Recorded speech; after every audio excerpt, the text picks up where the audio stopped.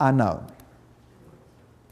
Now, Albert Pike wrote a letter to Mancini, and that was dated August 15, 1871, in which he propagated that there should be a world order, a one order where all nations are under the control of one central organization. And in order to achieve this, they planned the First World War, to overthrow the power of the Tsars in Russia, protector of orthodoxy, and bring about an atheistic communistic state. Did that happen?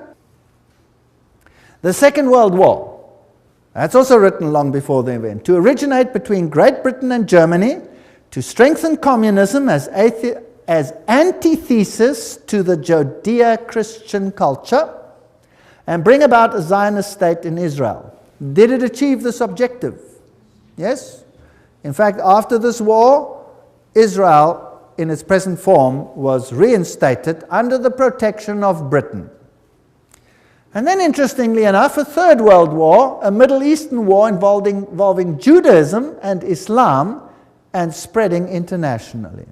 Well, here's another quote, just in case people don't like that quote. Mancini with Pike developed a plan for 3 world wars so that eventually every nation would be willing to surrender its national sovereignty to a world government. The first war was to end the Tsarist regime in Russia, the second to allow the Soviet Union to control Europe, the Third World War was to be in the Middle East between Muslim and Jews and would result in Armageddon. Interesting.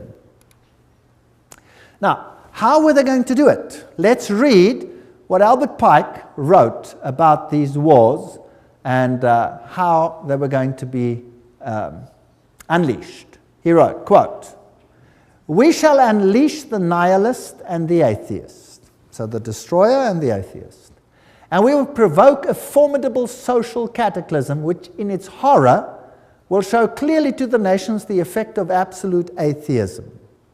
Origin of savagery and the most bloody turmoil. Then everywhere the citizens obliged to defend themselves against the minority of revolutionaries will exterminate these destroyers of civilization, and the multitude, disillusioned with Christianity, will receive the pure light through the universal manifestation of the pure doctrine of Lucifer. The destruction of Christianity and atheism, both conquered and exterminated at the same time." Wow, what a clever plan. So you rub the two systems which you create up against the other. You create atheism as an antithesis to the Judeo-Christian culture. You have these two clash until they rub each other up, and then out of that you will get a new world order where you have a new religion which is far more esoteric and actually honors Satan. Isn't that a rather clever plan?